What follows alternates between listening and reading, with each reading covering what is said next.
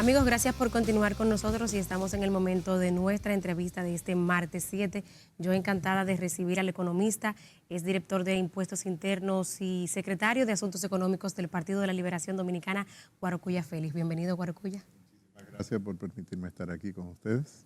Pena que el día y los momentos que hemos vivido últimamente no son los más gratos, pero creo que siempre es bueno conversar, ¿no? Y llevar un poquito de aliento a la gente en medio de toda esta situación. Sí, yo creo que han sido 24, 30 horas muy tristes para la sociedad dominicana. Yo creo que tratándose de un magnicidio como el que ha ocurrido, por lo menos desde que tengo memoria histórica, creo que es la primera vez que un ministro es, digamos, asesinado en su despacho de trabajo. Y la verdad es que la sociedad sí está muy conmocionada y los partidos políticos también. Es decir, nosotros desde el Partido de la Liberación Dominicana ayer suspendimos la reunión de nuestro máximo órgano de dirección entre congresos, que es el comité político. Sí, digamos que es la parte ejecutiva del comité central. Y la verdad que hemos suspendido también otras actividades que teníamos como organización política por respeto a la memoria de Orlando Jorge, pero también por respeto a la propia sociedad. Entonces, es un tema que yo creo que embarga a todos. ¿Cómo se siente desde la perspectiva suya, usted que fue servidor público, director de impuestos internos, de ver, digamos, lo vulnerable o lo expuesto que se está en la función pública? Siempre hay una gran exposición y yo creo que es cierto, o sea, ser un servidor público no es un premio, es un compromiso con la sociedad. Por eso lo deseable es que las personas que ocupan espacios públicos, sobre todo desde el gobierno, sean personas que tengan vocación de servicio, porque es más sacrificio que bienestar en ese sentido. Un servidor público es el que sirve al público, no el que se sirve del público.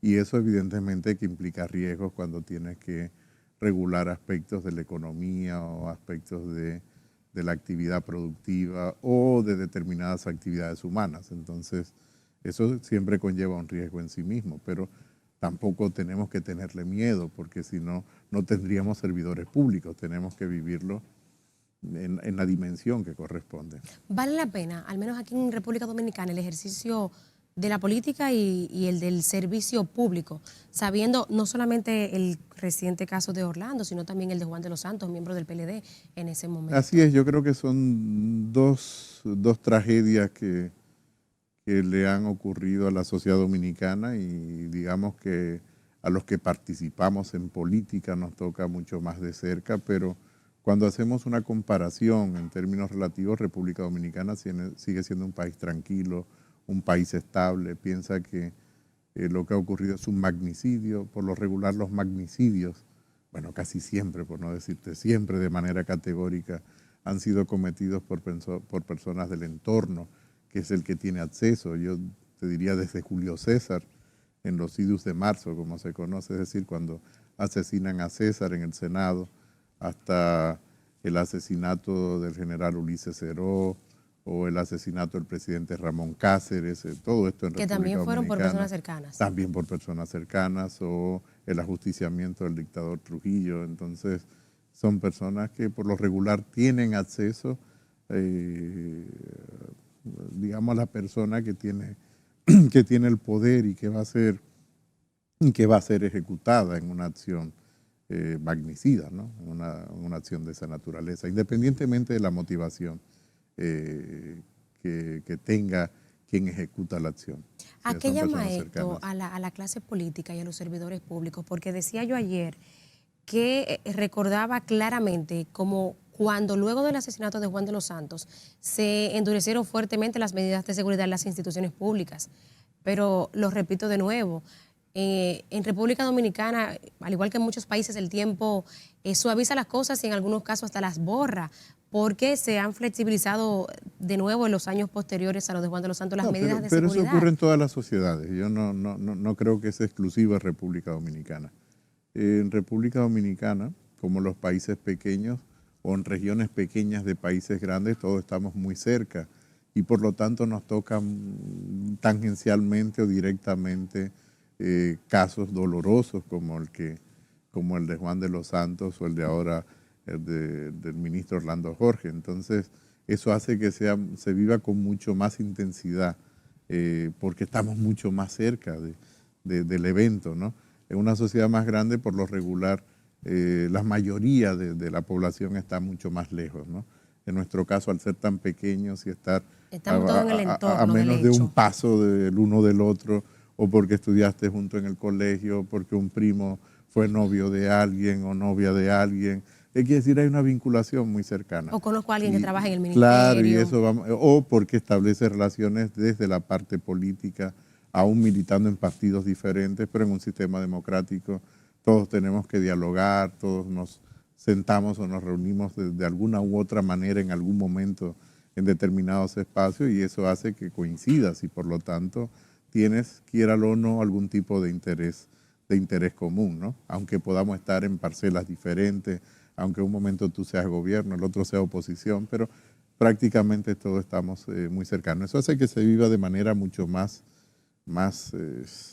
sentida, ¿no? Cuando ocurren hechos de esta naturaleza. No es fácil, de hecho, analizarlo con objetividad en un principio porque hay mucha subjetividad siempre en este tipo de situaciones. Ocurrió con lo de Juan de los Santos y ocurre en este caso también. O sea, hay muchos paralelismos, ¿no? Paracoya, usted dice que a pesar de esto, República Dominicana sigue siendo un país tranquilo. Sigue siendo un país en términos relativos tranquilo. Es verdad que estamos mirando un rebrote de violencia, estamos mirando esa percepción y sensación de inseguridad que tenemos los ciudadanos porque conocemos cada vez más un caso cercano y evidentemente que el gobierno tiene que prestarle la debida atención a todo este tema, pero en términos relativos todavía sigue siendo un país que puede preciarse de una seguridad importante, sobre todo porque es un país que vive del turismo. Entonces, claro, nosotros desde la oposición que nos preocupa que siga siendo un país seguro, que siga disminuyendo los índices de criminalidad, que el gobierno preste la debida atención y ponga los recursos y el enfoque adecuado. No nos interesa que ocurra otra cosa, porque además somos ciudadanos que vivimos, igual que todos los ciudadanos en el mismo espacio, en el mismo territorio, y estamos sometidos a las mismas tensiones y a los mismos problemas. Decía el presidente en su participación en la misa hoy en la capilla en el Palacio que debía él y el resto del tren gubernamental debían seguir cumpliendo con sus responsabilidades. Y a propósito de estas responsabilidades y del turismo que usted menciona, hace apenas unos días, el 31 de mayo, pues nos enteramos que Estados Unidos pues exhorta a los viajeros que vengan a República Dominicana precisamente a tener cuidado con el tema de la inseguridad ciudadana. Claro, fíjate que un país que... ¿En qué momento nos llega esto, no? La muerte de un ministro, un país tan importante como Estados Unidos haciendo esta Claro, eso quiere decir que el gobierno tiene que redoblar sus esfuerzos, que no puede bajar la guardia, que tiene que probablemente reenfocar la estrategia, si es que ha tenido alguna estrategia con el tema de seguridad ciudadana. Si es el enfoque es reformar la policía, pues reformar la policía y quedarse más allá de los enunciados. Si el enfoque es utilizar fuerzas mixtas, que fue muy criticada en la administración de mi partido, pero que ahora vuelve y se utiliza porque se entiende que es una herramienta que todavía sigue teniendo validez, pues tiene que seguirla reforzando. Es una responsabilidad pública de los poderes públicos el mantener la seguridad y la percepción de seguridad de los ciudadanos. Y yo creo que lo que ha estado ocurriendo estos días es precisamente eso que tú acabas de decir, que la Embajada de Estados Unidos se hace eco de esa preocupación. Entonces es algo para prestarle mucha atención. No es algo menor, es algo muy serio. Sobre todo en el aspecto económico, la gente piensa en la inseguridad ciudadana y piensa en su integridad física, en la de sus bienes. Va más allá de lo económico. Pero la implicación, ¿no? De esta percepción, bueno, y de la realidad, porque es una realidad. Claro. El hecho de que alcance incluso que Estados Unidos haga esta advertencia.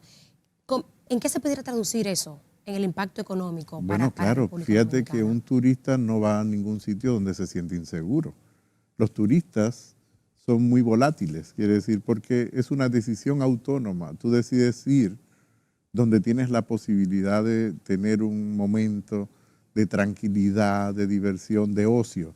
Pero si vas a un entorno que te hace sentir inseguro, pues evidentemente que ese entorno no lo vas a privilegiar como un destino turístico.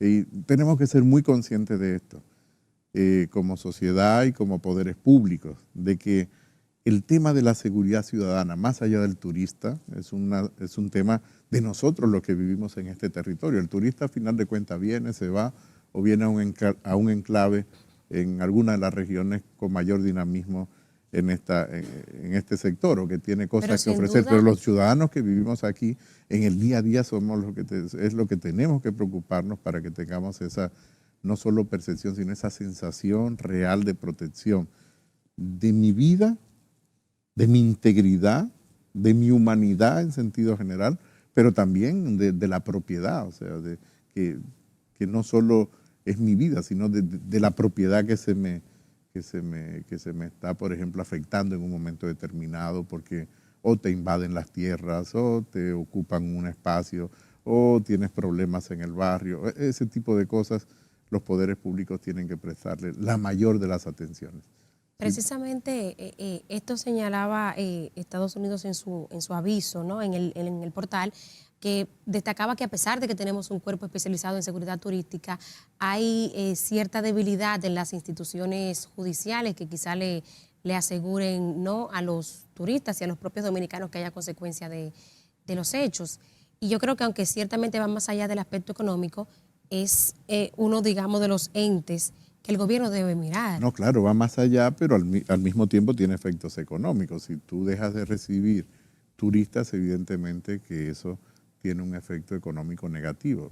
Para poner un ejemplo, el costo estimado de los turistas que dejarán de venir por la invasión de Rusia a Ucrania está en torno a $500 millones para este año, tomando en cuenta la cantidad de visitantes del pasado año y los recursos que gastaron en República Dominicana para poder consumir durante su estadía.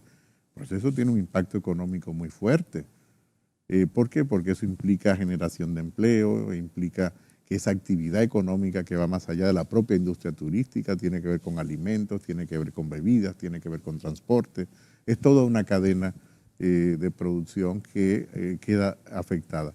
Fíjate que la seguridad hoy en día ciudadana es uno de los elementos más importantes para, claro, cualquier sociedad. Si tú te sientes inseguro en un espacio determinado, tú no vas a visitar ese espacio. Vuelvo y reitero, el gobierno tiene que prestarle la mayor de las atenciones al tema de la seguridad ciudadana. Si le preguntamos a la gente hoy en día cuál es su principal problema, te va a decir seguridad ciudadana. Su segundo problema, casi al mismo nivel, los dos, es el tema de la inflación, el tema de los precios. El tercer problema que está muy relacionado es el tema del empleo. Pero la seguridad ciudadana es vital. Y te voy a poner un ejemplo para mí mismo, ¿no? Cuando fui precandidato a senador por mi partido en el 2019, sí, durante 90 días estuve caminando todo el Distrito Nacional. Y bueno, había sido director nacional de planificación, subsecretario de planificación, todas las cifras en la cabeza, muchas ideas con una agenda legislativa. Y me acerco al barrio, claro, y comienzo a hablar con jóvenes. Y una de mis primeras reuniones con jóvenes, comienzo a escuchar a los jóvenes y ya yo tenía la idea preconcebida que el primer problema era el empleo. Y no era exactamente el primer problema el empleo. El primer problema es la seguridad del joven de entrar y salir del barrio. Fíjate tú, claro, para buscar el empleo o porque ya tenía un empleo. Claro. Pero el principal problema es previo a tener el empleo, es la seguridad individual para ese joven y su familia, del joven salir del barrio, o por temor a los propios organismos de seguridad, o por temor a que grupos de jóvenes que se constituyen en bandas puedan atracarles, hacerles daño por el celular o simplemente por extorsionarles.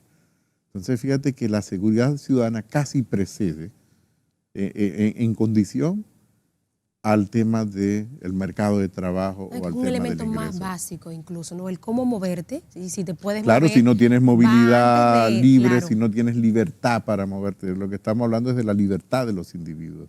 Totalmente. Cuando hablamos de seguridad ciudadana es de la libertad que tienes para ejercer tus derechos, para ejercer la vida. O sea, cuando alguien te coarta tu libertad porque te atraca, es un derecho que atenta directamente Claro. contra tu vida. Y la vida es sagrada. O sea, la vida es sagrada, tiene que ser sagrada. Es un tabú que los humanos hemos construido frente a la vida, ¿no? Entonces, es un tabú que hay que seguirlo reforzando. Guaracuya, nos vamos a una pausa, pero antes quisiera dejar una pregunta en el aire. Quisiéramos que rememoráramos un poquito qué implicó para la dinámica interna del PLD la muerte de Juan de los Santos, para que la gente pueda tener una idea de cómo afectan este tipo de hechos a las organizaciones políticas y a los grupos sociales que se mueven en torno a la persona afectada. Y claro, que aprovechemos un poquito para ver algunos temas económicos antes de irnos. Amigos, Gusto. a ustedes no se despeguen. Amigos, y continuamos esta conversación con Guaracuya Félix, quien, como ya hemos dicho, es economista y titular de la Secretaría de Asuntos Económicos del PLD. El impacto para una organización política y el PLD, que ya ha tenido experiencia en perder un dirigente importante en una forma tan triste como esta, Guaracuya. Bueno, nosotros hemos tenido varias experiencias, ¿no? Por diferentes circunstancias, y evidentemente que esto implica una consternación colectiva, ¿no? Lo de Reinaldo más recientemente. Lo de Reinaldo más recientemente, pero no solo lo de Reinaldo, también lo de tú mencionabas lo de Juan de los Santos, pero antes de Reinaldo tuvimos otro caso también de otro compañero muy valioso que era César Prieto. Sí. Quiere decir que hemos tenido situaciones trágicas en determinados momentos y evidentemente que implica una consternación colectiva y hay un luto colectivo. Los seres humanos no estamos educados, por lo menos en Occidente, para aceptar la muerte de manera instantánea. Y hay un proceso de adaptación, ¿no? Totalmente. De la pérdida, más allá de cómo se produzca esa muerte. Y la verdad que colectivamente como organización sí deja una secuela de tristeza, de cierta amargura, y de pérdida en sentido general, y por lo tanto es un duelo que tiene que vivirlo la organización de forma colectiva como lo vivimos los individuos. A fin de cuentas, la organización es la suma de individuos y por lo tanto hay un estado de ánimo colectivo también que queda entristecido. No, y esto, como decíamos hace un momentito, le llega al gobierno en un momento difícil, en una situación económica internacional y local difícil. Ha dicho el gobierno que el saldo de lo que ha tenido que subsidiar, ya moviéndonos un poquito al tema económico, porque son de las cosas que va a tener que seguir enfrentando y con las que tiene que lidiar el gobierno. A ver, el gobierno. Que gobierna y el país tiene que seguir, ese es el día a día, no hay un alto, no hay un respiro, sí, es constante. Absolutamente. Claro. Le decía que ascienden a 17.000 millones, poco más de 17.000 millones de pesos lo que ha tenido que subsidiar el gobierno en estos 5 meses al combustible, ¿no? Para no traspasar estas alzas a los consumidores, y mantenemos hace varios meses, por ejemplo, el galón de combustible en 293 pesos. ¿Qué pudiera implicar esto para el gobierno y para la ciudadanía, no, con el paso del tiempo? Bueno, para la ciudadanía implica tener un combustible que no refleja los precios internacionales. Por otro lado, el gobierno está utilizando parte de los recursos que, digamos, ha recaudado más que proporcionalmente producto de la inflación entre esos precios que se han incrementado por la inflación de los propios combustibles para utilizarlo para el subsidio. Es decir, una parte de la proporción de incremento de las recaudaciones que vienen por combustible se utilizan para ser devuelto en gran medida en el subsidio, ¿no? Evidentemente que esto va a depender mucho de la capacidad que tenga este gobierno, cualquier gobierno, de subsidiarlo en función de la temporalidad al que estemos sometidos a este incremento de precios, ¿no? Habrá que esperar que la situación internacional no deteriore más el precio de los combustibles. Veo que Venezuela ya comienza a suministrar combustible, sobre todo a los países de la Unión Europea, con cierta timidez todavía, pero esto es importante porque puede quitarle presión y tensión a los precios internacionales y en alguna medida pues incentivar que los precios se mantengan, yo no voy a decir a la baja porque esto no lo sabemos, sino que se mantengan de manera moderada, que no sean tan inestables, que es lo que estamos viviendo en este momento. Mucha incertidumbre con lo que ocurre a nivel internacional y por supuesto que eso se traspasa a la economía local. En cuanto a la economía local, ya es la responsabilidad del gobierno, ¿no? De manejar precisamente cómo hace que el impacto de los precios internacionales afecten lo menos posible el bolsillo de la gente. Porque al final de cuentas lo que estamos hablando es de la vida de la gente, de la vida de cada día de las personas más pobres y de los grupos más medios. O sea, lo que nosotros llamamos la clase media, que en República Dominicana es una clase que ha crecido, pero es una clase que es muy frágil. Yo me sigo considerando clase media y en el sentido de que necesito trabajar para producir. Y el día que no produces, pues lo resientes. Y si el mercado de trabajo se te afecta y el precio de los combustibles te afecta, porque además no tiene un buen sistema de transporte eficiente, tienes que utilizar tu carro privado para moverte, para todo. Claro que te afecta todavía mucho más desde el punto de vista económico y emocional.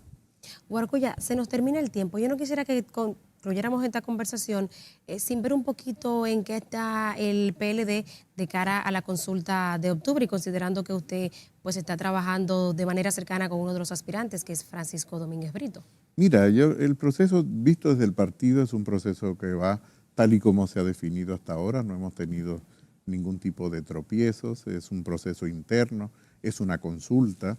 Lo que se ha establecido está en el marco de lo que establece tanto la ley de organizaciones políticas como la ley de partidos. Que no está contemplado, digamos, como tal, esa consulta, ¿o sí? Sí, sí, claro, sí, siempre y cuando eso es un asunto interno.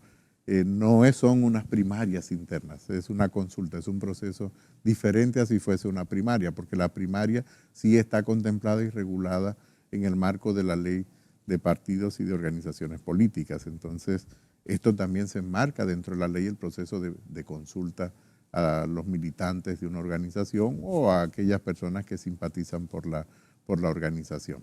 Esto está dentro de lo que establece la legislación. Por eso el proceso también es acotado desde el punto de vista de los canales que se pueden utilizar para hacer la publicidad o para hacer llegar el mensaje de los candidatos y de las candidatas que en este momento están aspirando a ser validados en esa consulta. En este último minuto, ¿cómo está Francisco en esta carrera? Mira, Francisco, de los 6 candidatos que tenemos para esa consulta, reitero que es una consulta, es el candidato que tiene la preferencia de la militancia del partido y de las personas que tienen simpatías por el partido. Lamento que ya estemos en el segmento final para haber explicado con un poco más detalle esta afirmación que hago en este momento. Es decir, que Francisco está muy bien posicionado de cara a la consulta del próximo 16 de octubre, sin ninguna duda que será el candidato del Partido de la Liberación Dominicana.